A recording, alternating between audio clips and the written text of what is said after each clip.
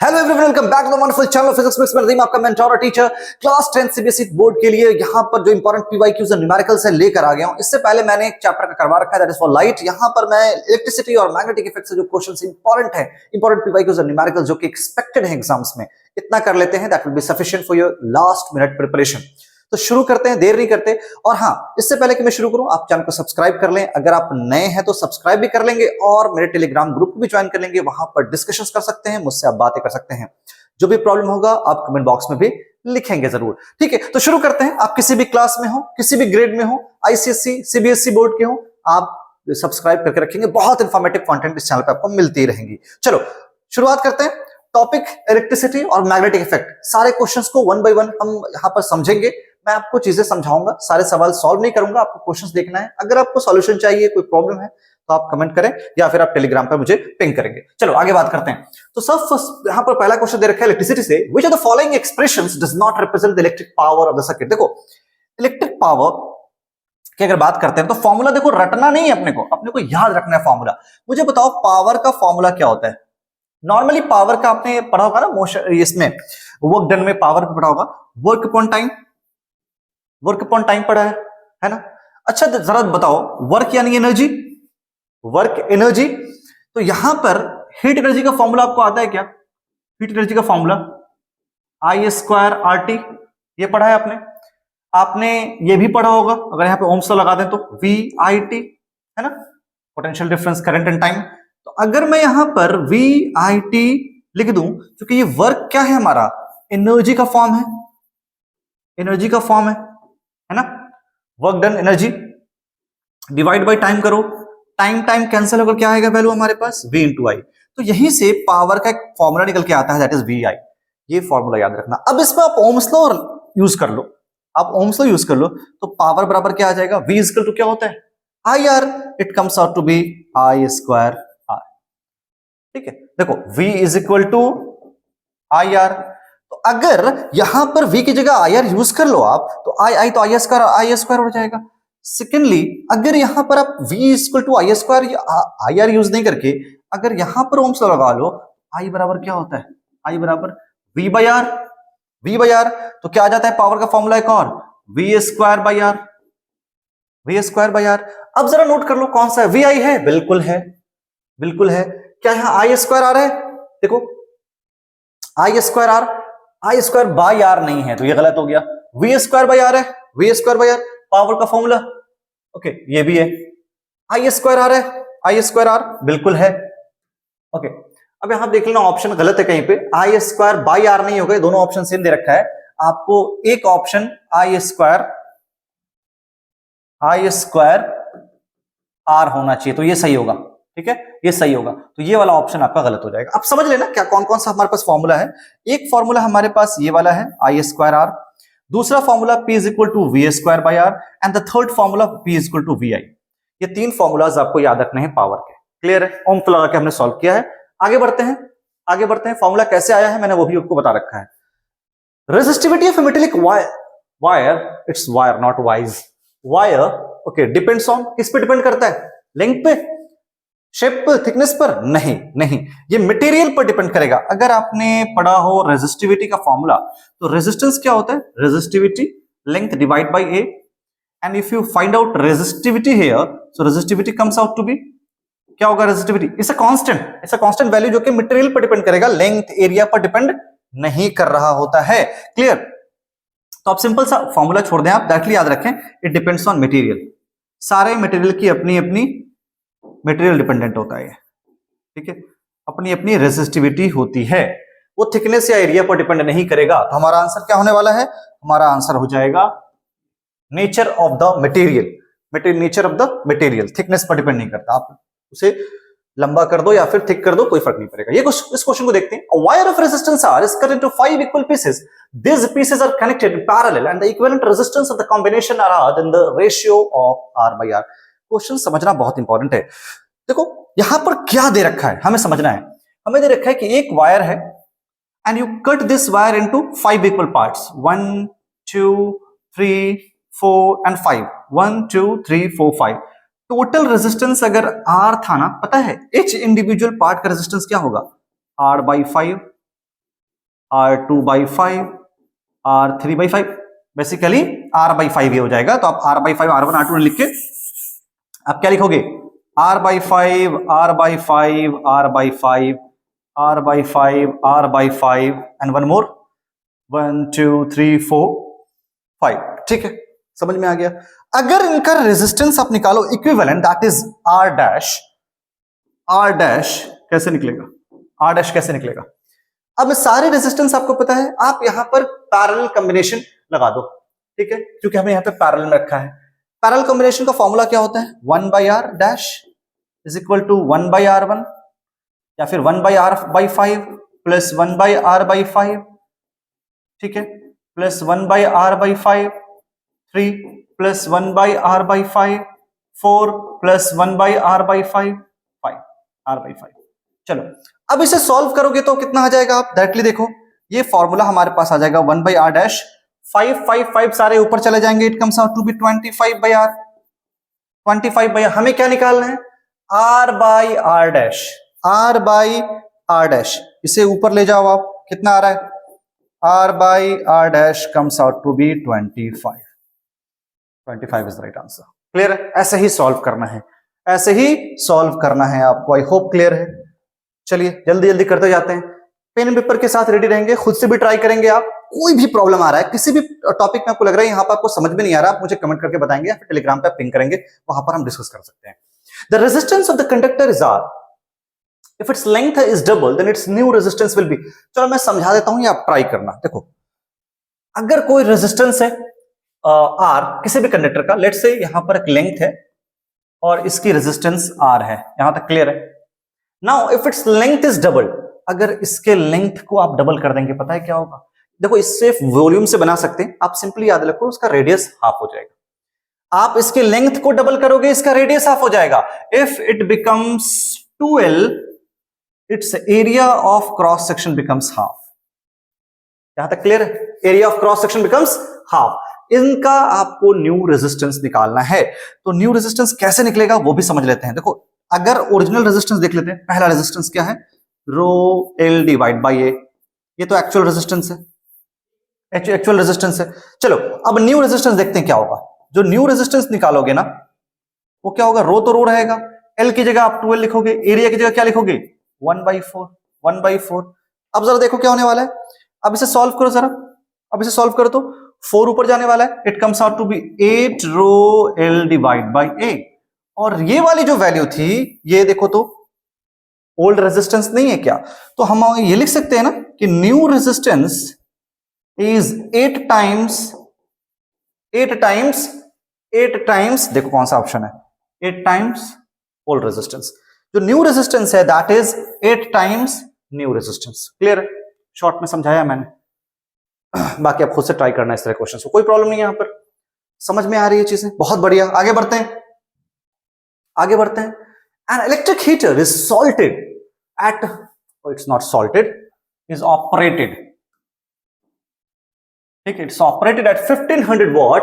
How much heat is produced per hour? क्या लगता है आपको, हीट निकालना है ना।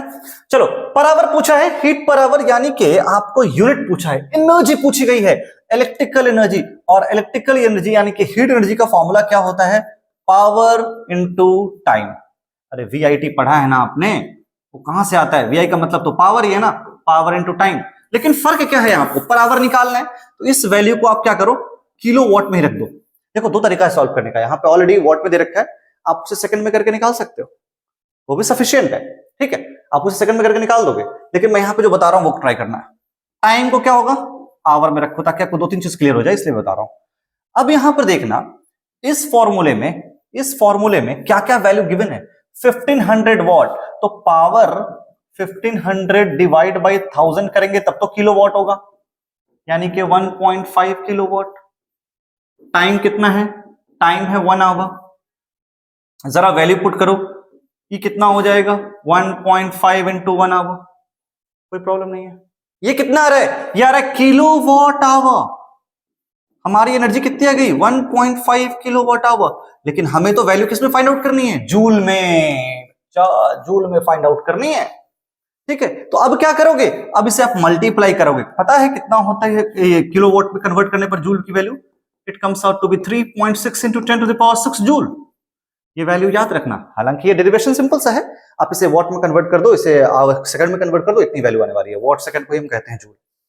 अगर आप इसे मल्टीप्लाई करो 1.5 into 3.6 into 10 to the power 6, it comes out to be कितना आ रहा है, देखो 5.4 इंटू 10 टू द पावर 6 आ रहा है, 5.4 इंटू 10 टू द पावर 6, लगभग आपको मोस्ट प्रोबेबली ये आंसर आने वाला है, आप देख लेना कितना आ रहा है, मल्टीप्लाई करो, you will get the answer. Clear है, आगे बढ़े, समझ में आ गई बातें, ऐसे ही करना है, आपको जूल में कन्वर्ट करना है, तो आपने जो वैल्यू निकाली है 1.5 आवर को, बेसिकली 1.5 किलोवाट आवर को आपको कन्वर्ट कर देना है जूल में, जूल में कन्वर्ट करने के लिए इतने से मल्टीप्लाई करेंगे, you will get this value. I hope it is clear, बढ़े आगे, चलिए। A wire of resistivity P rho is stretched to a double its length. What is its new resistivity? Same. अरे सेम रहेगा ना, length बढ़ा दो, same, no change in resistivity, no change. Why? Resistivity do not depends on length, dimension, इन पर depend नहीं करता resistivity, वो मटेरियल पे और टेम्परेचर पे डिपेंड कर रहा होता है। How does the use of fuse wire protect electrical appliances? आपको पता है फ्यूज वायर बेसिकली उनकी मेल्टिंग पॉइंट कम होती है ना, और बिल्कुल थिन वायर होते हैं। क्यों हम लगाते हैं ज्यादा थिक वायर नहीं और मेल्टिंग पॉइंट कम वाले वायर? बिकॉज जब वो करंट की वैल्यू ज्यादा हो जाए, वहां पर करंट की वैल्यू ज्यादा होगी तो वो ऑटोमेटिकली मेल्ट कर जाएंगे, और मेल्ट करने के बाद सर्किट ब्रेक कर देंगे, एंड आपके अप्लायंसेस जो है वो सेफ रहें। Basically it protects the appliances from over current, यानी कि एक्सेस करंट से। ठीक है, अगर ये वायर है, अगर मेरे पास फ्यूज में ये वायर है, ये मेल्ट करके अगर खत्म हो जाते हैं तो आगे करंट पास करेगा ही नहीं, तो इस तरह से आपके अप्लायंसेस को फ्यूज वायर बचाते हैं, खुद डैमेज होकर अप्लायंसेस को सेफ रखते हैं। चलिए आगे बात करेंगे, next question. Electric iron of resistance 20 takes resistance of 20 ohm, ठीक है, takes a current of 5 ampere, what is heat developed in 30 second? अब बहुत सिंपल है, हीट डेवलप पूछा है, गिवन क्या क्या है ये इंपॉर्टेंट है, तो गिवन लिख दोगे तो न्यूमेरिकल सॉल्व करने में इजी हो जाएगा। हमें रेजिस्टेंस दे रखा है 20 ओम, हमें करंट दे रखा है that is 5 ampere, and heat produced in time, और टाइम दे रखा है दैट इज 30 सेकंड, है ना। अब हीट का फॉर्मूला क्या होता है? बहुत सारा फॉर्मूला है, लेकिन एक फॉर्मूला तुमने देखा होगा, ये वाला भी है, आई स्क्वायर आर टी, आई स्क्वायर की जगह क्या रख दोगे? 5 square, resistance will B 20 and time is 30 second, calculate the value, you will get the answer, put in a joule में रखिएगा, इसे हो जाएगा कंप्लीट। ठीक है, समझ में आ रही बात है कैसे सॉल्व करना है? सिंपल सा फॉर्मूला बेस्ड क्वेश्चन है, और ये आएंगे क्वेश्चंस, इस तरह के क्वेश्चंस आते हैं, बहुत टफ क्वेश्चन नहीं है। Compute the heat generated while transferring 96,000 coulomb of charge in 1 hour through a potential difference of 50 volt. Again देख लो क्या क्या गिवन है, मैं फिर से बता रहा हूं, आपको गिवन अगर याद हो तो शायद आप सॉल्व कर लोगे, बहुत इजी। यहां पर चार्ज दे रखा है 96,000 कूलम, बहुत बढ़िया। इन 1 आवर, 1 घंटे में टाइम कितना दे रखा है? दैट इज 1 आवर, बहुत बढ़िया।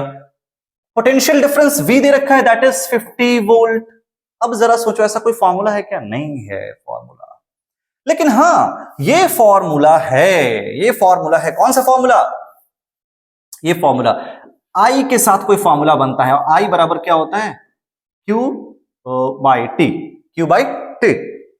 अब जरा देखो, ये T ऑलरेडी हमारे पास है, Q हमारे पास है, क्या I निकल जाएगा क्या? हमें क्या निकालने के लिए बोला है? कंप्यूट द हीट जनरेटेड, और हीट का फॉर्मूला क्या होता है?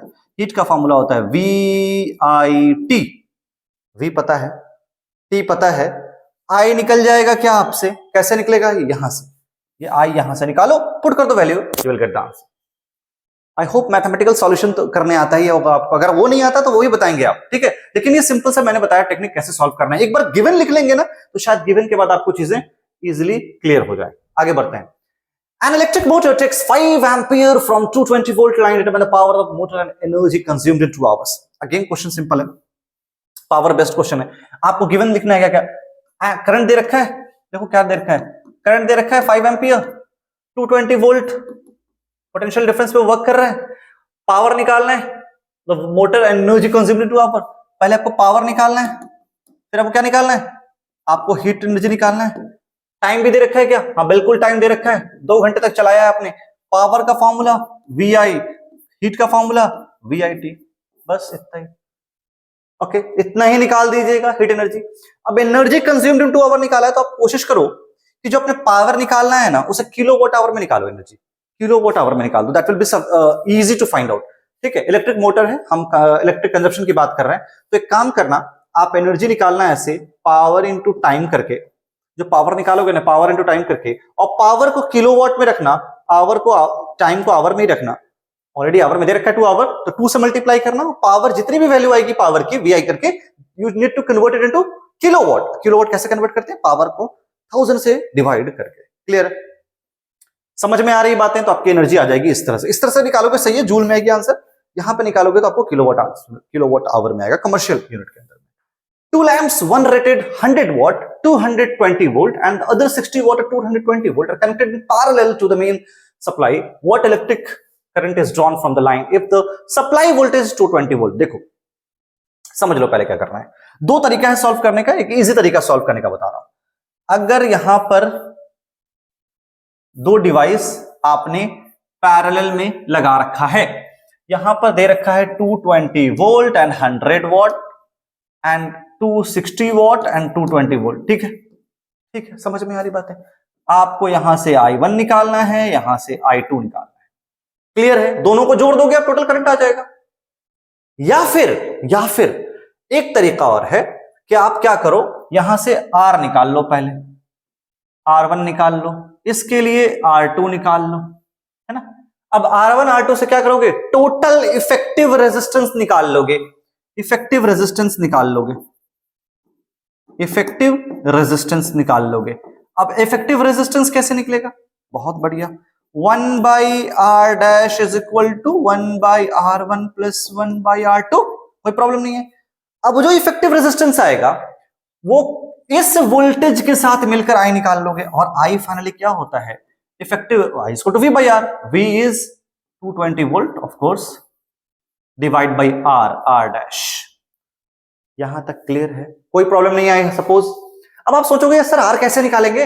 अरे फॉर्मूला है भाई साहब, फॉर्मूला है P बराबर वी स्क्वायर बाई आर, है ना।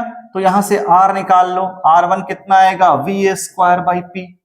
यहां से भी वही काम करना है, सेम काम इसके लिए भी करना है। R2 is equal to V square by P. V square कितना है? 220, 60 वॉट, 220 का स्क्वायर, यहां पर 100 वॉट। R1 R2 आ गया, उसे सॉल्व मत करना, डिवाइड मत करना, यहां पर पुट कर देना, आर डैश आ जाएगा। मैंने सिर्फ आपको टेक्निक बता रहा हूं यहां पे कैसे सॉल्व करना है, बाकी आप खुद से यहां पर ट्राई करोगे। एक तो ये दूसरा पे यहां से आई निकाल लो ना, पी दे रखा है, अरे भाई पी दे रखा है, वी दे रखा है, आई निकल जाएगा, I1 I2 निकाल के जोड़ दो। एक और तरीका बता रहा हूं, यहां से या तो आप वी आई निकाल लो, आई इक्वल टू क्या होगा?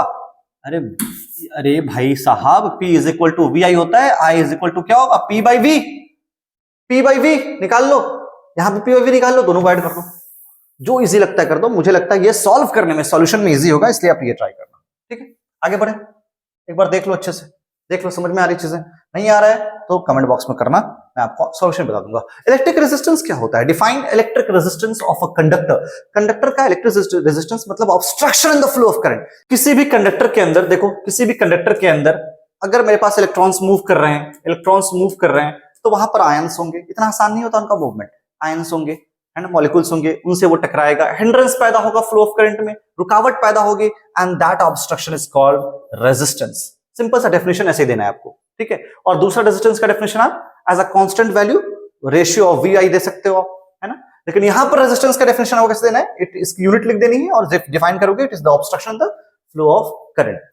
Two resistors of resistance R and 2 are connected in parallel in electric circuit. Calculate the ratio of the electric power consumed by R and 2R. बहुत सिंपल है, फिर से देख लो, जरा फिर से देख लो, दो रेजिस्टेंस है, यहां पर ये R है, यहां पर जो रेजिस्टेंस है दैट इज 2R, है ना। आपको क्या बोला गया है? अगर इसे आपको सेम पावर सप्लाई से, अगर बेसिकली सेम इनका कंजप्शन रखते हैं, वोल्टेज सप्लाई करते हैं, तो इनका रेशियो क्या होगा इलेक्ट्रिक पावर का? जरा बताना, पावर का formula V square by R होता है क्या? हाँ सर होता है, बहुत बढ़िया। तो अगर इसके लिए लगा लो, अगर आप इसके लिए लगाओ तो क्या हो जाएगा, power is equal to, power निकालना है ना, power is equal to V square by R. इसके लिए P1 रख लो, इसके लिए क्या हो जाएगा P2, power we square by 2R।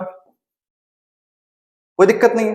Now if you need to calculate the ratio of R by okay, ratio of electric power consume by R into R, इसके लिए निकालो P1 बाई 2 P2 करना पड़ेगा, P1 बाई P2 करना पड़ेगा। P1 कितना है, V square by R divide by into, ये ऊपर चला जाएगा 2R by V square, V square cut गया, आर कट गया, 2:1। कितना रेशियो आ रहा है, 2:1, 2:1 का रेशियो। समझ में आ गया, समझ में आ गई चीजें कैसे करना है। चलो आगे बढ़ते हैं। Okay, in the electric circuit given, बहुत सिंपल सा सर्किट है, लेकिन क्वेश्चंस आते हैं आपके बेसिकली स्ट्रेंथ को चेक करने के लिए कि आपने वाकई पढ़ा है या नहीं पढ़ा है ना। क्वेश्चंस बहुत टफ नहीं आते, लेकिन आपको समझने, बेसिकली आपकी समझ की जांच हो जाएगी आपने कितना पढ़ा है इस चीज में। चलो समझ लेते हैं क्या क्वेश्चन। डायग्राम दे रखा है, आप क्या टोटल इफेक्टिव रेजिस्टेंस निकाल लोगे, नहीं आता निकालने, बहुत सिंपल है प्रॉब्लम, मैं आपको सॉल्व कर देता हूं मैं। देखो बहुत सिंपल है, इफेक्टिव रेजिस्टेंस को आर ई आर डैश कह दो आप, यहां पर इसे क्या करो, यहां पर लिख दो R1, डायग्राम बना दे, डायग्राम बनाना एग्जाम में पेंसिल से डायग्राम बना देना, यहां पे R1 R2 R3 कर दो। फॉर्मूला क्या लिखोगे इफेक्टिव रेजिस्टेंस का, R1 plus R2 plus R3, कोई प्रॉब्लम नहीं है, R1 R2 R3। अब क्या करो, इफेक्टिव रेजिस्टेंस निकाल दो यहां से, R डैश की वैल्यू आ गई, वैल्यू बहुत बढ़िया। टोटल करंट कैसे निकालोगे, टोटल करंट कैसे निकालोगे भाई साहब, R डैश आ चुका है, और total current that is I is equal to V by R, V by R के फॉर्मूले से निकाल दोगे, और R क्या है, R डैश, टोटल यहां पर V आपको 6 वोल्ट का है। The current through each resistor, अरे भाई करंट निकालना है, देखो इनमें पैरेलल कंडीशन में V हमारा सेम होगा 6 वोल्ट ही टोटल के लिए।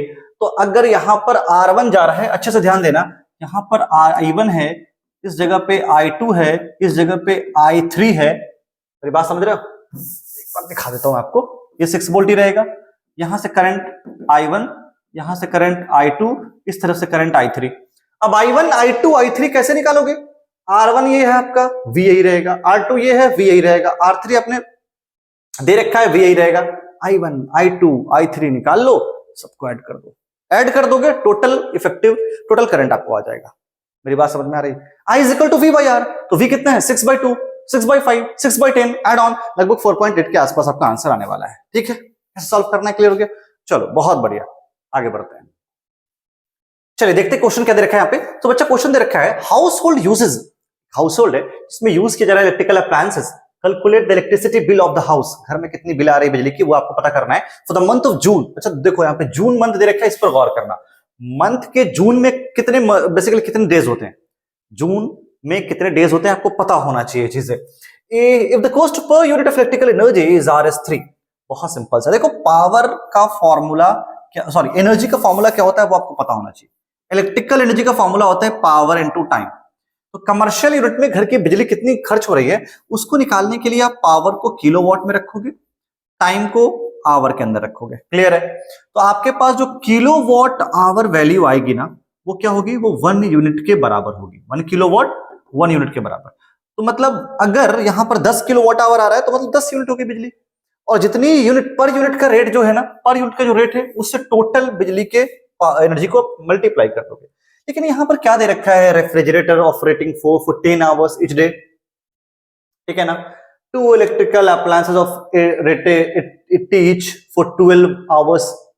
ओके, देखो रेटिंग का मतलब हो गया, यहां पे रेटिंग का मतलब क्या हो गया, रेटिंग का मतलब हो गया पावर। अच्छा 4 दे रखा है, आई सपोज इसे 40 कर दो आप, चलो इसे 40 कर दो, 40 वॉट है ना, चलो 40 what for 10 hours each day, 2 electrical fans of 80 what each, 6 electrical appliances of 18 what, समझने के लिए बता रहा हूं, 40 कर दिया वहां पे।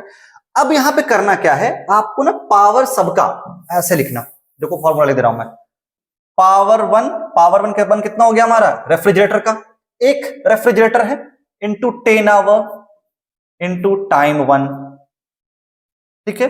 चलो प्लस 2 इलेक्ट्रिकल फैंस है, 2 into electrical fans rating power into T2 कोई प्रॉब्लम नहीं है। चलो थर्ड, 6 इलेक्ट्रिकल ट्यूब्स है, 6 इलेक्ट्रिकल ट्यूब्स है, पावर थर्ड इंटू टाइम 3। यहां तक समझ में आ रही बात है? अब याद रखना, पावर को किलोवाट आवर में कन्वर्ट कर देना, टाइम हमारा आवर में रहेगा। अब सारी वैल्यू को मल्टीप्लाई कर दो, है ना, कुछ तो वैल्यू यहां पर आएगी किलोवाट आवर के अंदर। Now what you need to do, you need to basically multiply that with the number of days for which it is used. जुलाई, जून में कितने महीने होते हैं, जून में कितने दिन होते हैं, 30 डेज का जून होता है, 30 डेज का जून होता है। तो जून में 30 डेज होते हैं, so you need to multiply. क्या आपने 30 दिन इस्तेमाल किया है, तो जितनी एक दिन की मैंने निकाल लिया यहां पर, एक दिन में आपने कितने कितने बिजली का बिल लिया है, उसे आप मल्टीप्लाई कर दो, उसे आप मल्टीप्लाई कर दो बाई 30, जो वैल्यू आएगी उसे 30 से मल्टीप्लाई कर दो।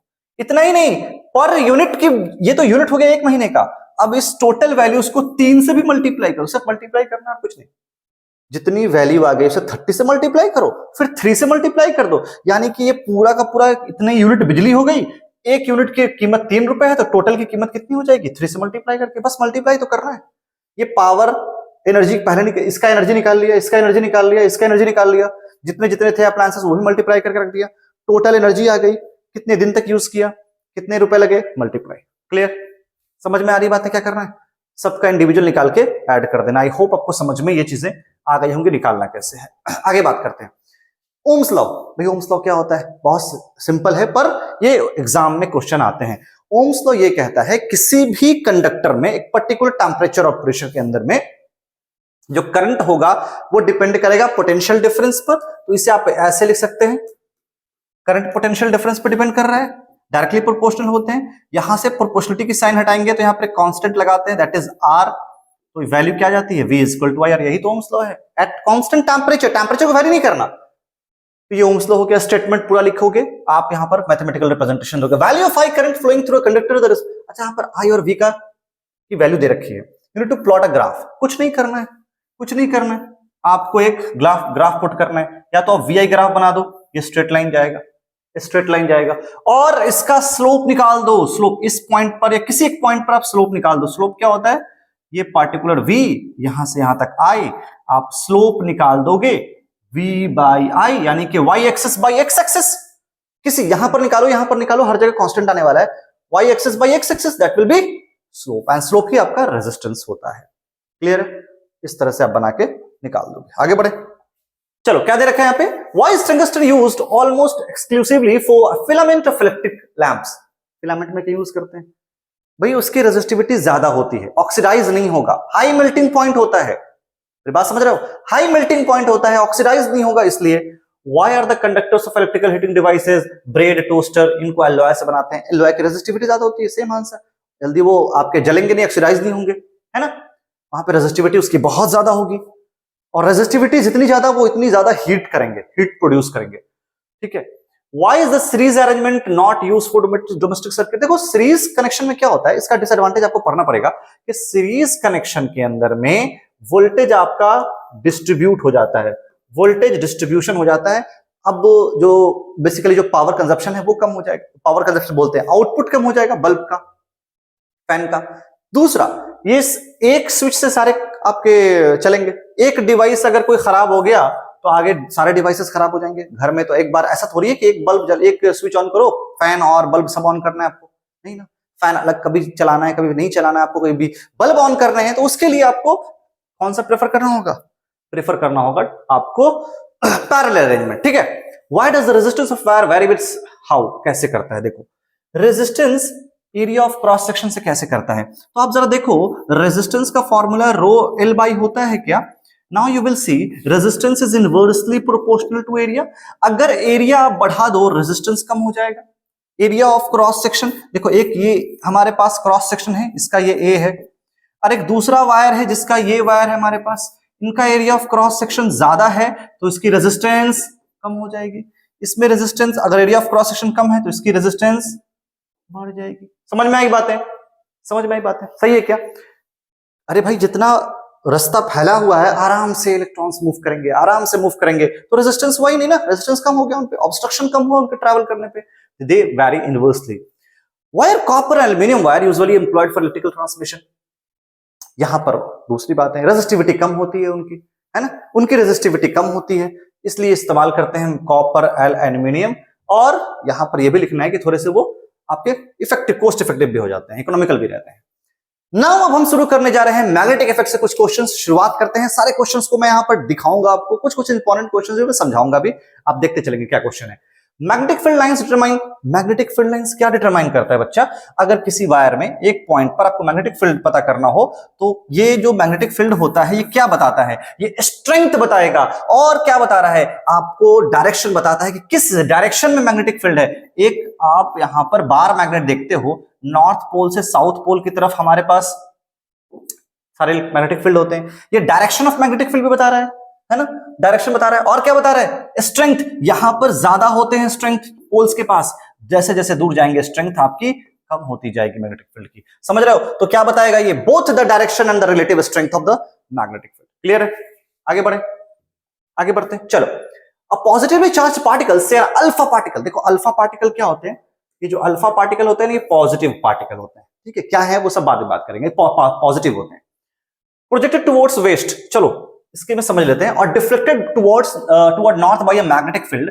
अब देख लो, अब डायरेक्शन देखो, ये नॉर्थ है, ये साउथ है, ये ईस्ट है और वेस्ट है। फ्लेमिंग्स लेफ्ट हैंड रूल याद किया है आपने? नहीं याद किया तो याद कर लेना। लेफ्ट हैंड लेकर, फ्लेमिंग्स नहीं, अपना लेफ्ट हैंड लेना, thumb first finger second finger, है ना? तो फर्स्ट जो थंब आपका है ना, वो आपका हो जाता है फोर्स। किधर फोर्स लग रहा है? तो थंब क्या बताएगा? थंब यानी के थंब आपका फोर्स बताता है। आपका जो फर्स्ट फिंगर है, इंडेक्स फिंगर, जिसे आप इंडेक्स फिंगर कहते हो, इंडेक्स फिंगर, ये क्या बताएगा? मैग्नेटिक फील्ड बताएगा, मैग्नेटिक फील्ड बताएगा, ठीक है, ओके। और जो सेकंड फिंगर हमारा, जो मिडिल फिंगर है, मिडिल फिंगर क्या बताता है? करंट का डायरेक्शन बताता है। याद करने का तरीका बताऊं? याद करने का तरीका बताऊं, देखो चलो। फोर्स के लिए याद रख लो फादर, मदर, चाइल्ड, एफएमसी। ये हो गया फादर, मदर और चाइल्ड, याद रखो। देखो father mother child, father mother child, तीनों को म्यूचुअली परपेंडिकुलर रख दो, तो ये फोर्स जिधर लगेगा उधर ही डिफ्लेक्शन होता है। Magnetic field and current. अब क्या बोला है कि अल्फा पार्टिकल्स जो होते हैं पॉजिटिव होते हैं, पॉजिटिव पार्टिकल्स का डायरेक्शन हमारा करंट का डायरेक्शन होता है। अगर इलेक्ट्रॉन होता तो उसके ऑपोजिट डायरेक्शन में करंट फ्लो करता। यहां पे अल्फा पार्टिकल यानी कि पॉजिटिव है, ये आपका करंट का डायरेक्शन है, ये करंट का डायरेक्शन आपको बताया गया है। तो कहां जा रहा है? Projected towards waste. चलो मैं करंट को वेस्ट में ले जाता हूं। इस डिफ्लेक्टेड टुवर्ड्स नॉर्थ, मतलब डिफ्लेक्शन किससे होगा? अच्छा फोर्स से डिफ्लेक्शन होता है। ये देखो, ये वेस्ट की तरफ जा रहा है, वेस्ट की तरफ करंट थर्ड वाला फिंगर वेस्ट की तरफ जा रहा है। ये कहां जा रहा है? नॉर्थ में। ये कहां जा रहा है? बाहर, आउटवर्ड। अरे देख लो, ये वेस्ट, ये नॉर्थ, ये हमारा फर्स्ट, ये इंडेक्स फिंगर था, क्या था? Magnetic field. Magnetic field, the direction of magnetic field is outward, बाहर की तरफ। आउटवर्ड कहां है? अपवर्ड, अपवर्ड कर दो क्या, अपवर्ड, ठीक है? अरे समझ में आ गया क्या? ऐसे देख लो, ऐसे देख लो, वेस्ट, ये नॉर्थ, ये बाहर की तरफ, है ना? चलो आगे बढ़े। ऐसे ही आपको ट्राई करना है खुद से भी। The direction of the magnetic field at a point P above the wire carrying current as shown in the figure, down the page, into the page and out of the page. जरा देखो, ये current का direction ये है ना, अगर आपको किसी भी स्ट्रेट वायर में आपको डायरेक्शन ऑफ करंट या मैग्नेटिक फील्ड का डायरेक्शन पता करना हो, कैसे करोगे? राइट हैंड थंब रूल का यूज करते हैं। कौन सा? Right hand thumb rule. What is this right hand thumb rule? Right hand है थंब रूल, जिस डायरेक्शन में करंट उसी डायरेक्शन में थंब को पॉइंट कर दो। तो डायरेक्शन इधर है करंट का, तो देखिए थंब हमारा इस डायरेक्शन में पॉइंट जाएगा। और फिंगर को आप कर्ल करो, मोड़ो फिंगर को, आप जिस डायरेक्शन में मोड़ोगे ना वो डायरेक्शन आपका आ जाएगा। अब ये एंटी क्लॉकवाइज क्लॉकवाइज हो सकता है, बाहर की तरफ या अंदर की तरफ हो सकता है। अभी हम इस तरफ की बात कर रहे हैं, इधर की नहीं। तो इस डायरेक्शन में करंट है, अब जरा मोड़ोगे तो ये कहां आ रहा है? देखो तो इसकी तरफ बाहर आ रहा है, और यहां पे, इधर तो अंदर जा रहा है लेकिन यहां से ये बाहर आ रहा है। तो कुछ इस तरह का आपको दिखेगा, ये कुछ इस तरह का दिखेगा। तो ये कहां आ रहा है? Out of the page, out of the page, out of the page. P पर कहां आएगा? देखो आउट ऑफ द पेज, बाहर आ रहा है। फिर अंदर की तरफ जा रहा है, तो ये आउट ऑफ द पेज आएगा। ठीक है, राइट हैंड थंब रूल आपको याद कर लेना है। Concentric circles with arrows centred the wire area shown in the figure. अब देखो बताना है कि कौन सा सही है। देखो यहां पर राइट हैंड थंब रूल लगाओ, no current in A B, current तो ये तो हो नहीं सकता, करंट तो है ही उसमें, करंट जा रहा है तभी तो मैग्नेटिक फील्ड क्रिएट हुआ है। Current flows from B to A. अब देखो जरा राइट हैंड थंब रूल लगाओ और ये इस तरफ जा रहा है। राइट हैंड थंब रूल में देखो तो हमारा फिंगर ऐसे कर्ल करो, फिंगर ऐसे कर्ल करो, डायरेक्शन क्या है इधर का, तो फिंगर ऐसे कर्ल करोगे, ये देखो ना ये ऐसे है, तो फिंगर ऐसे कर्ल करोगे तो डायरेक्शन करंट क्या होगा, ऊपर से नीचे, करंट ऊपर से नीचे, फ्रॉम ए टू बी, आपका सही आंसर। ठीक है, राइट हैंड थंब रूल लगा के यूज करना है यहां पर। चलिए choose the correct option, the magnetic field inside a long straight solenoid. देखो अगर सोलेनॉइड की बात करते हैं ना, अगर आप सोलेनॉइड देखोगे तो सोलेनॉइड के अंदर में सोलेनॉइड के अंदर में स्ट्रेट लाइंस होते हैं मैग्नेटिक फील्ड, यानी कि यूनिफॉर्म होता है, यूनिफॉर्म होता है और हर पॉइंट पे सेम होंगे, इस सेम एट ऑल पॉइंट्स। ठीक है, अंदर में इनसाइड अलोंग स्टूडेंट यहां पे यूनिफॉर्म होते हैं, तो हर पॉइंट पे सेम आपको मैग्नेटिक फील्ड देखने को मिलेंगे, बिकॉज यूनिफॉर्म होते हैं इनसाइड सोलेनॉइड। सोलेनॉइड में याद रखना मैग्नेटिक फील्ड बाहर में तो बाहर मैग्नेट की तरह होते हैं और अंदर में यूनिफॉर्म होते हैं, यानी कि पैरेलल होते हैं, हर पॉइंट पे सेम मैग्नेटिक फील्ड आपको देखने को मिलेगा। चलो name some sources of direct current. Dry cell, battery, DC motor, आपके क्या हो गए ये सारे सोर्सेज डायरेक्ट करंट के हैं। क्लियर है, डायरेक्ट करंट के हैं। आगे how can it be shown that magnetic field exist around wire current. बहुत सिंपल है, आप ओरस्टेड का एक्सपेरिमेंट लिख देना, वो भी सही होगा। आप एक काम करना, करंट कैरिंग वायर के आसपास आप कुछ स्प्रिंकल करके देखना आयरन फिल्म्स को, वो वाले एक्सपेरिमेंट लिख देना। आपको एक्सपेरिमेंटेशन यहां पे दिखाना पड़ेगा, बेसिकली लिखना पड़ेगा। ओरस्टेड एक्सपेरिमेंट कंपास लेके जाके वहां पर चेक कर सकते हो, या फिर आयरन फिल्म्स के साथ भी चेक करके दिखा सकते हो। तो इस तरह से आपको लिखना पड़ेगा कि वहां पर मैग्नेटिक फील्ड है। एक क्वेश्चन और देख लेते हैं, how can a solenoid be used as a magnet steel bar. How can a solenoid be used to magnet a steel bar. Steel bar को सोलेनॉइड के अंदर रख दो, ये सोलेनॉइड आपका होगा ना, इसके अंदर आप स्टील बार को रख दोगे, अगर स्टील बार को रख दोगे तो क्या होगा, वो मैग्नेटाइज हो जाएगा। बस इतना ही लिखना है आपको, शॉर्ट क्वेश्चंस है सारे। Why cannot two magnets magnetic field lines intersect. देखो अब इसे समझा देता हूं मैं, आप जरा देखो जरा, ये हमारे पास मैग्नेट है ना, ये नॉर्थ पोल है, ये साउथ पोल है। मैग्नेटिक फील्ड लाइंस कहां से कहां जाएंगे, साउथ से नॉर्थ। नॉर्मली ये इंटरसेक्ट तो नहीं करते, ठीक है, अंदर आ रहे हैं, ठीक है, क्लियर है, यहां तक क्लियर है।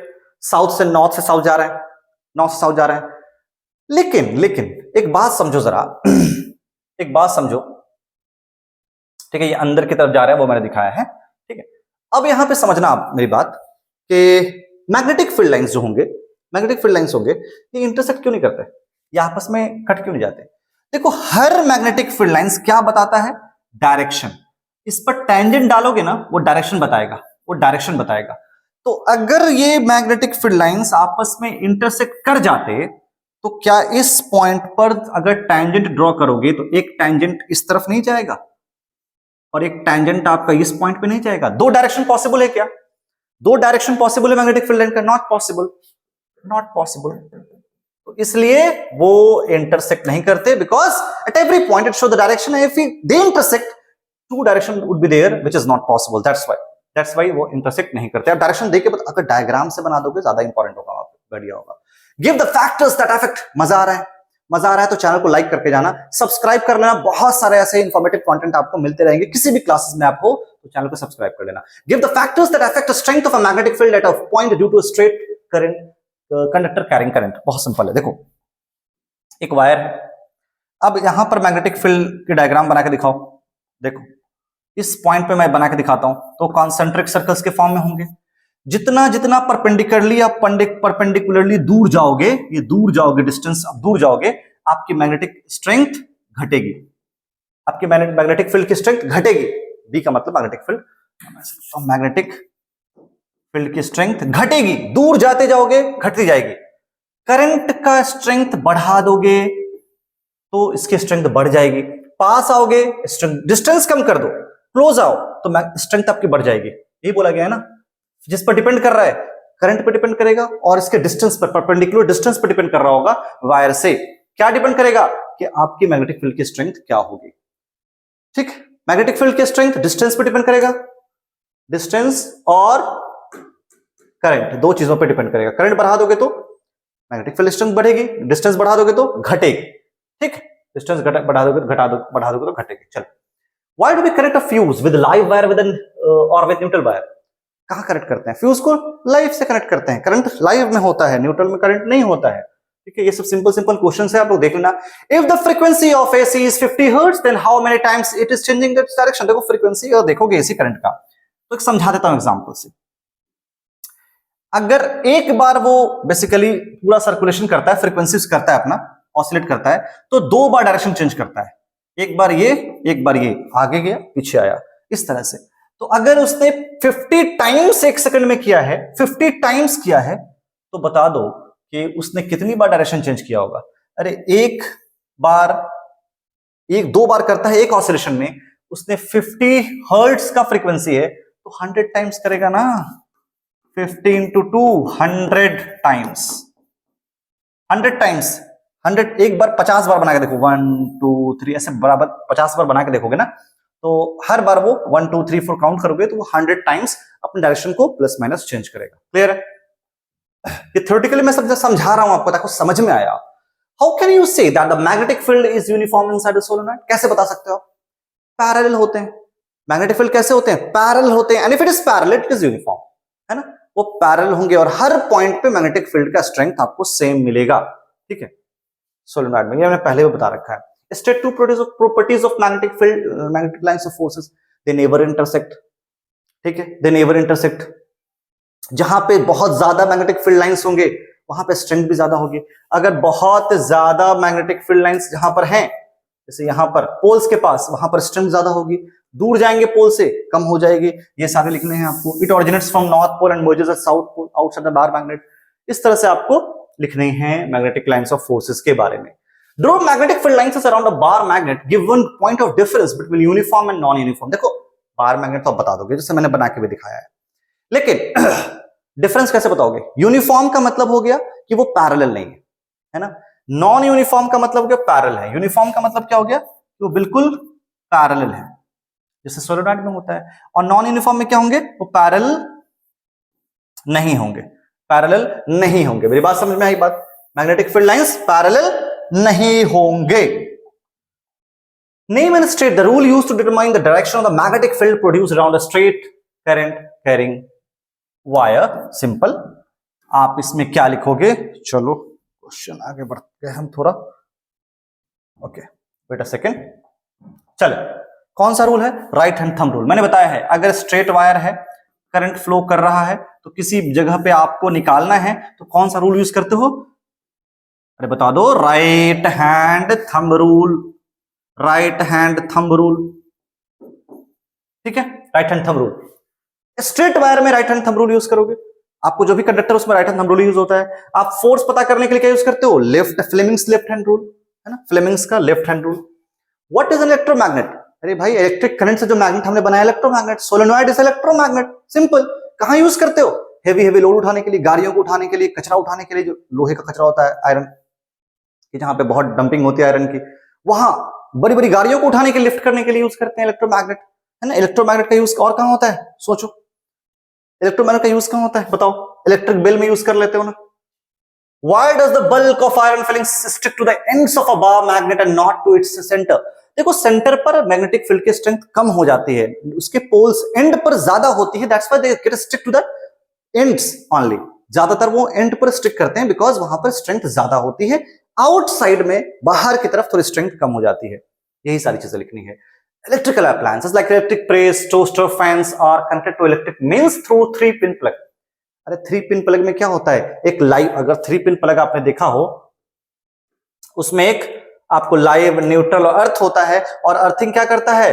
आपके अप्लायंसेस को सेफ रखता है। अगर किसी कारण से वहां पर कुछ हादसा हुआ, एक्सेस करंट इधर उधर पास करा, तो वो सीधा उसे अर्थ में ले जाएगा और आपके अप्लायंस को सेफ रखेगा। ये इसलिए हम 3-pin यूज करते हैं। What is the standard color? जो कलर बताना है, सिंपल सा डेफिनेशन है, ये क्वेश्चन है। आप मुझे कमेंट बॉक्स में बता दोगे कि लाइव, न्यूट्रल का अर्थ का क्या कलर होता है ना? कमेंट बॉक्स में मैं आपके आंसर्स देखूंगा इसे। Which part of an electric, कुछ बुक्स खोलो, खुद से भी पढ़ लो। Which part of electric appliances is earthed, देखो मेटेलिक पार्ट होता है ना अप्लायंसेस का, वो अर्थिंग में डालते हैं, मेटेलिक पार्ट है ना, मेटल को क्यों डालते हैं, ताकि करंट को सीधा वो ले जाए अर्थ के अंदर। Distinguish between AC and DC, AC का मतलब क्या हो गया, अल्टरनेटिंग करंट, बार बार डायरेक्शन चेंज कर रहा हूं, डायरेक्शन बार बार चेंज होता है। डायरेक्ट करंट का मतलब सीधा करंट जाएगा, कोई डायरेक्शन चेंज नहीं करेगा। एसी में पावर लॉस ज्यादा होता है, इसमें आपको पावर लॉस होता है, इसमें पावर लॉस कम होता है अल्टरनेटिंग में। अल्टरनेटिंग का बेसिकली एसी जनरेटर वगैरह काम करते हैं, डीसी मोटर वगैरह डीसी पर काम करते हैं। एग्जांपल वगैरह लिख दोगे आप, इसकी फ्रीक्वेंसी होती है, इसकी फ्रीक्वेंसी कुछ होगी नहीं, इसकी ये 50-60 हर्ट्ज पे काम करता है, ठीक है, एसी हमारा। Which source produces alternating current, अभी बताया मैंने, कौन से सोर्स होंगे, अरे भाई nuclear power plant, thermal power plant, उन सबसे एसी करंट प्रोड्यूस होता है ना, एसी जनरेटर, वहां से एसी प्रोड्यूस होगा, ठीक है। State Fleming's left hand rule, अभी बताया मैंने आपको थोड़ी देर पहले, फ्लेमिंग्स का left hand rule, left hand को लो अपने फ्लेमिंग्स के लिए, है ना, लेफ्ट हैंड को लो, 3 फिंगर्स ले लो, thumb, second, first and second finger यानी कि इंडेक्स एंड मिडिल फिंगर, तीनों को परपेंडिकुलर रख लो 90 डिग्री पे, इससे 90 डिग्री पे, इसके 90 डिग्री पे, म्यूचुअली परपेंडिकुलर। पहला वाला क्या होगा, father mother child, father mother child, ऐसे याद कर लो, F for force, F for father, F for force, mother, M for mother, M for magnetic field, C for current, है ना, चाइल्ड। अब जिस डायरेक्शन में जो चीज दे रखा है आप उसको पॉइंट कर दो, तीसरा वैल्यू ऑटोमेटिक आ जाएगा किस डायरेक्शन में जा रहा है। समझ में आ रही बात है, इस तरह से आपको फ्लेमिंग्स लेफ्ट हैंड रूल, क्यों फाइंड आउट, क्यों यूज करते हैं, to find out the direction of force. Basically जब किसी वायर को, हमें किसी करंट कैरिंग वायर को मैग्नेटिक फील्ड में रखते हैं तो वो फोर्स एक्सर्ट करता है उस पर, इसलिए an electric hint okay, an electron enters a magnetic field at right angles to it as shown in figure, the direction of the force acting on the electron will be, अब ये समझने वाला बात है, इलेक्ट्रॉन किधर जा रहा है, देखो इधर समझो, इलेक्ट्रॉन का डायरेक्शन ये है, जो इलेक्ट्रॉन का डायरेक्शन होता है उसके ऑपोजिट आप करंट का डायरेक्शन लेते हो, तो करंट का डायरेक्शन क्या होगा, ये आपका करंट का डायरेक्शन हो गया। बहुत बढ़िया, बहुत बढ़िया। अच्छा मैग्नेटिक फील्ड, अच्छा सॉरी, इलेक्ट्रॉन ये है ना, तो ये आपका करंट का डायरेक्शन हो गया। मैग्नेटिक फील्ड का डायरेक्शन ये है, मैग्नेटिक फील्ड का डायरेक्शन। चाइल्ड, अरे ये चाइल्ड वाला पार्ट, और ये मैग्नेटिक फील्ड यानी मदर वाला पार्ट, इस तरफ आपको क्या निकालना है, फोर्स निकालना है। फोर्स इधर जाएगा उधर डिफ्लेक्शन होगा उसका, है ना, यही पूछा ना, डिफ्लेक्शन का मतलब फोर्स निकालना है। तो father mother child, third finger child, child, child को ऊपर कर देते हैं, ऊपर कर देते हैं। मैग्नेटिक फील्ड हमारा सेकंड वाला इस तरफ जाएगा, ये ऊपर जाएगा, देख लो जरा, इनटू द पेज नहीं जा रहा है क्या, अंदर की तरफ नहीं जा रहा है, ये ऊपर, चाइल्ड हमारा थर्ड वाला फिंगर, थर्ड वाला फिंगर चाइल्ड ऊपर, करंट, मैग्नेटिक फील्ड इधर, ये कहां है, थंब हमारा देख लो अंदर की तरफ, खुद से ट्राई करो आप, अंदर की तरफ, इनटू द पेज, क्या होगा, इनटू द पेज। सब समझ में आ गया, Fleming's left hand rule clear है, इतना ही पढ़ना है, इतना कर लो, इतने ही क्वेश्चंस को खुद से प्रैक्टिस कर लो, आई एश्योर कि आपके मार्क्स अच्छे आ जाएंगे। प्रैक्टिस कीजिए खूब सारे क्वेश्चंस को प्रैक्टिस जितना हो सकता है इतना कर लीजिएगा, उतना इनफ है। फिर भी अगर जितने क्वेश्चन चाहते हो उतना प्रैक्टिस करते रहिए। आप कोई प्रॉब्लम आता है कमेंट बॉक्स में लिखेंगे, और अगर आपने चैनल को सब्सक्राइब नहीं किया तो चैनल को सब्सक्राइब करते जाएंगे। साथ साथ जो भी आपके व्यूज हो, जो भी आपके कुछ भी प्रॉब्लम्स हो, आप कमेंट बॉक्स में साथ साथ लिखेंगे ही लिखेंगे। साथ में आप टेलीग्राम चैनल भी ज्वाइन करके वहां पे मुझसे बातें कर सकते हैं, अपने प्रॉब्लम शेयर कर सकते हैं। तो मिलते हैं अगली वीडियो में, till then enjoy your time, best of luck for exam, thank you everyone, bye.